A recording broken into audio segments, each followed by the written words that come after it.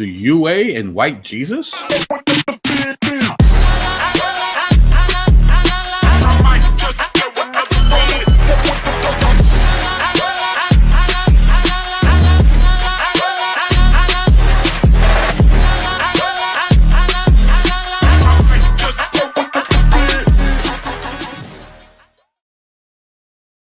Yeah, what's going on, party people? The place to be. I go by the name of the BK Apologist, transmitting all the way live.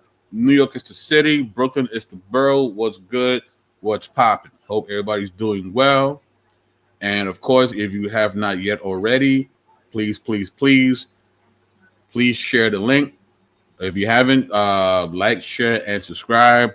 I'm 190 subs away from 5,000. So if you, for some reason, haven't subscribed or you forgot to subscribe, please do so now. It definitely helps the cause. And if you like how it goes down with BK, you can show a little love via the PayPal link that's linked on top of the chat. And if you want to be a monthly supporter of BK, you can join my Patreon. We get assortment of gifts to enhance your personal Bible study. So, and we got my man Von Eric in the building. What's going on, man? I haven't seen you in a minute. Definitely like to see you here. That's what's up. And I am lucky enough to have one of the bodega ladies join me for this particular subject. Of course, I'm talking about Dana Owens. What's going on, Dana? What's going on? Yeah. So there's a video that was done by our good friends, RUIC. And I want to share it. And after I'm done, I would love to hear your thoughts. All right. So here we go. Wait, hold up, Jesus. We can talk this out. I don't know why they will believe me. Even the Bible says you're the right one. So spare me. It's their fault. They the ones wasting their time, listening to apologetics instead of believing the Bible. Oh, come on. For centuries, you have fooled my people into following you. Now, your time is over. This will be the fate of all you so-called blacks, Hispanics, and Native Americans. Repent and stop following your oppressor before it's too late.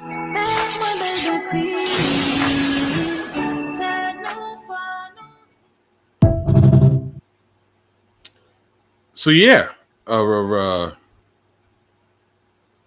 do you think about that, Dana? It's interesting. It's a very interesting visual, to say the least. I don't know who the young man is, older gentleman in the Power Ranger suit is. Oh, that's Jesus. Oh, yeah, I was shy. Yeah. That's Jesus. Yeah, I don't think he looked like that either. Again, if we're gonna stand on the leg of being accurate, we're gonna have to be accurate. Like if that's the defense you're gonna make, that you're following on false, even in your visual representation, we're gonna have to be a little more authentic to what he would have looked like. Right. But I guess the end part is, don't follow your oppressor. Who's my oppressor? If the Christians are my oppressor, who exactly are you speaking of when you say my oppressor? Because here in Christianity, the central figure of our faith is Christ himself. So don't follow Christ. And what they mean is, the Esau, aka the white man, right? And Christianity is his religion. So, and I got that. Yeah. But I got that. But over here, again, I restate for emphasis, the central figure of our faith is Christ. Right. We are no Esau, not the created being, right? Right. We see that in the Old Testament, where Israel bows down to created things and not the creator, and how that always ends. When you bow down, you kowtow to created things and not the creator. So again, if you're gonna make the assertion, make sure you're asserting the right thing. Absolutely. And if you notice, we got a special shout out now for those who are uninitiated. They like to call us apolopathetics, right? And when you hear that, they're talking about the urban apologists, which would be us. And there's this narrative, and I've talked about this before, but we need to really make this clear. This narrative that somehow us, the UA, the urban apologists, somehow the reason why we're against organizations like IUIC, is because we have such an affection for white Jesus, right? And we've said this on many podcasts and videos, but I want to do a special, video just on this topic alone, just so that everyone is clear. Those of us within the UA do not subscribe to a white Jesus, right? And I think it's safe to say, Dana, right, the Bodega ladies, you guys don't subscribe to a white Jesus, correct? We sure don't. See? And I just want to show a few screenshots of various people within the UA making the same claim. So it's just clear to people like IUIC, like stop saying we follow white Jesus. Like, for instance, this is from Dr. Eric Mason. And he says, this is why urban apologetics is needed. The image of the false white Jesus has deep implications of how many Black African-American people view my faith. So he's adamantly against this false idea of white Jesus and the ramifications and how white Jesus has been weaponized against Black and brown people. Right? Dr. Eric Mason saying this, right? The guy who wrote Urban Apologetics 1 and 2. Well, not wrote, but helped publish those two amazing books. Damon Richardson, Dame Zilla, had the pleasure of teaching alongside him at the Juneteenth Urban Apologetic Conference a couple weeks ago, challenging the Caesar Borgia and white Jesus myth. The scope of this apologia won't allow me to fully address the whole issue around the false depictions of Jesus as a white Anglo-Saxon European. They were used to reinforce notions of white superiority and Black inferiority during slavery, which practice continues into our present day. There is no argument from me against the fact that such depictions are both historically inaccurate and psychologically oppressive to Black people in the context of the U.S., and it would require a separate post to give greater treatment and analysis to the issue. So we have Damon Richardson also condemning the notion of white Jesus. We got Pastor Alex McElroy. Roses are red, violets are blue. Jesus was never white. The end. It's like, it's like just cut to the chase. Like he was never white. None of us think this dude was white. None of us. All right. Kevin Benton, who I had the pleasure of being a part of his first ever Juneteenth Urban Apologetic Conference. He says, "Them, you out here worshiping white Jesus. Me, you do know Jesus was a brown-skinned Jewish man who has the blood of 2 women of color in his genealogy, right? Matter of fact, the idea that Jesus is white is a product of white supremacy. So what are you saying? We know what it is. We know what it is. So don't pin that on us. Maybe in other so-called Christian organizations, but when you're talking about the Apollo Prophetics that you like to call, the UA, none of us subscribe to white Jesus. None of us. Vocab Malone, who I know you guys have a special love for, he did an entire lecture called Adios to White Jesus. So Vocab, the white man, right? Esau in the flesh. He's saying there is no white Jesus. So let's stop playing games, right? You don't like when people call you Black Hebrew Israelites? Well, you know what? We don't like it when you say that we follow white Jesus. Because time and time again, we show you that none of us subscribe to that. I had the pleasure of having Pastor Jerome Gay on my channel speaking about the whitewashing of Christianity, and we talked about white Jesus. So let me stop sharing here. And Vocab's in the building. Look at that. See? All right. So Let me share and let's get to it.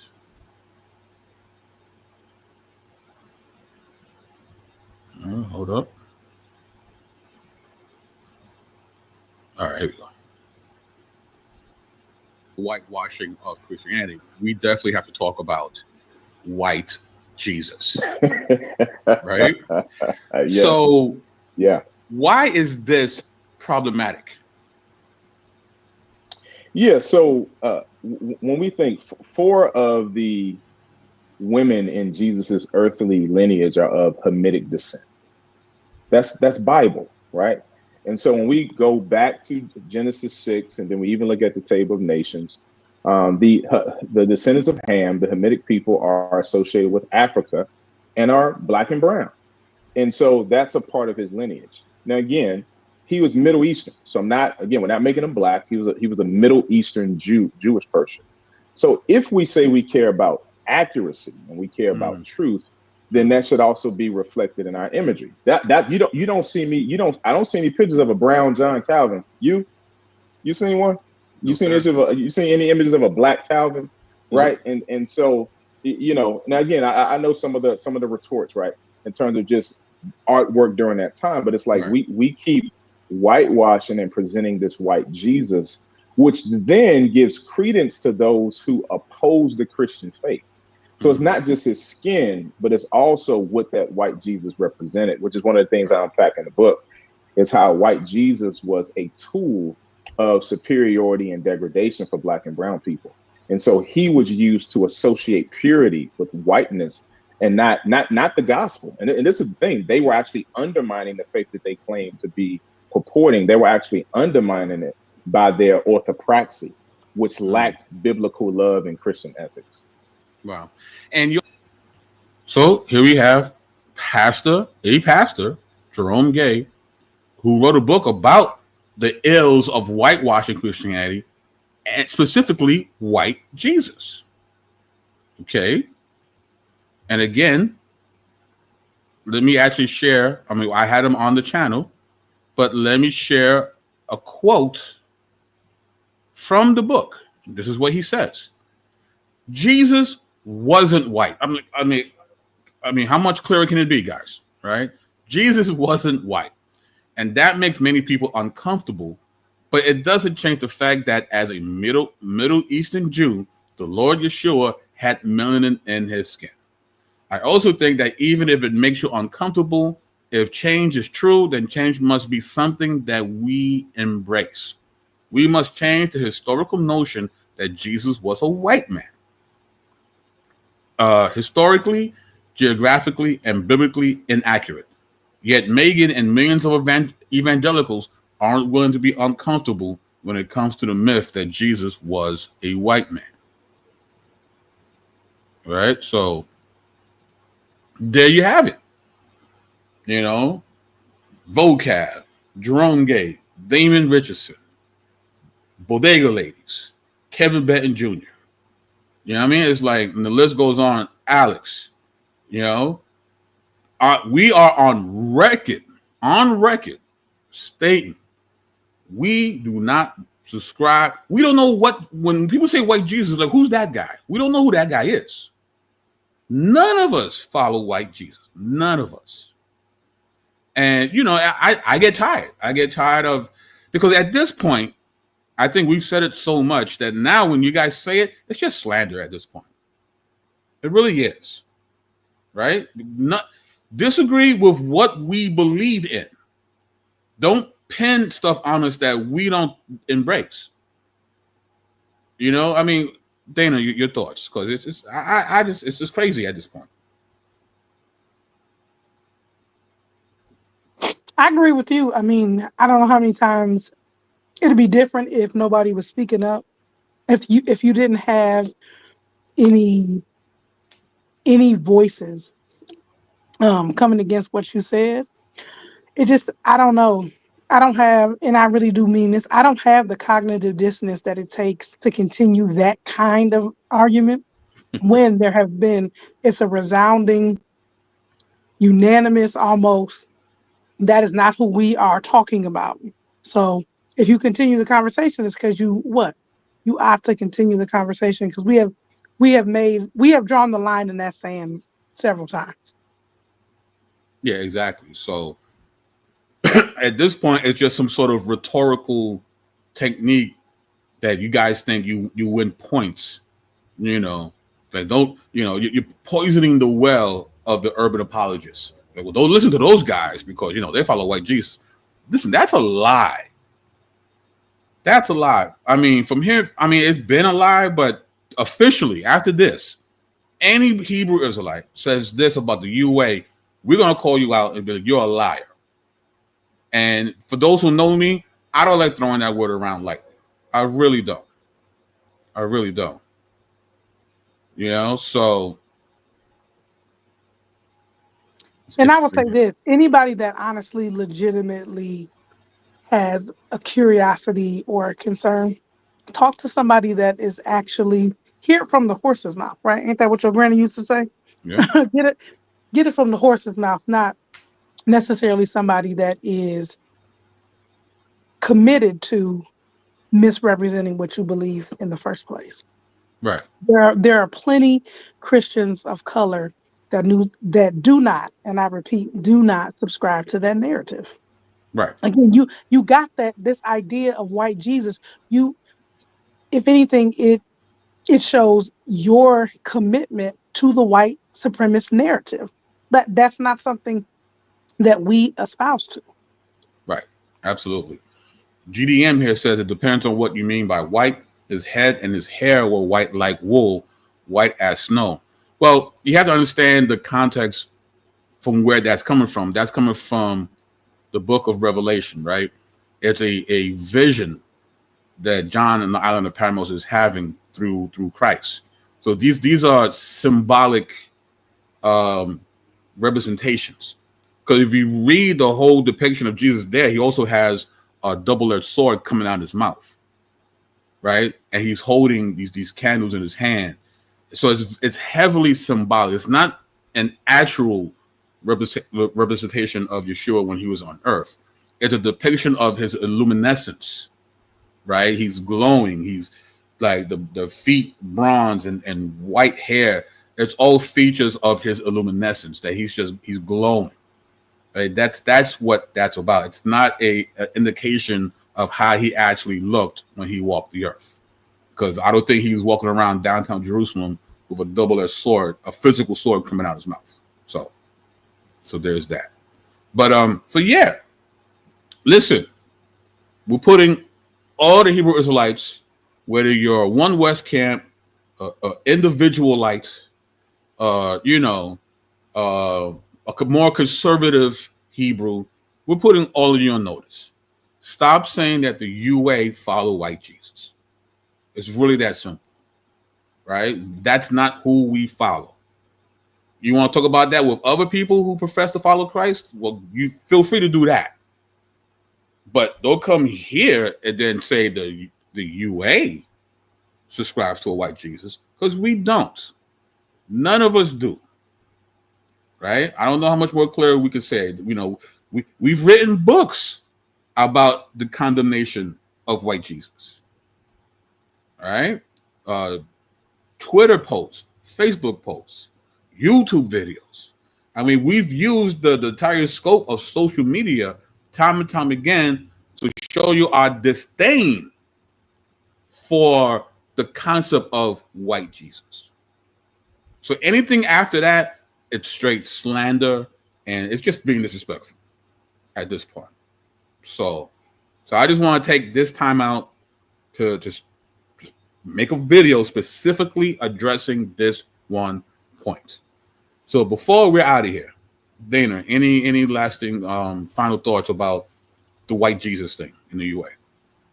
Nope, I think you summed it up loud and clear, concisely, that we don't believe that. That's not what we subscribe to. You're going to have to pick a different tactic, a different angle. This is facts. So with that being said, Dana and BK, we out of here. Peace.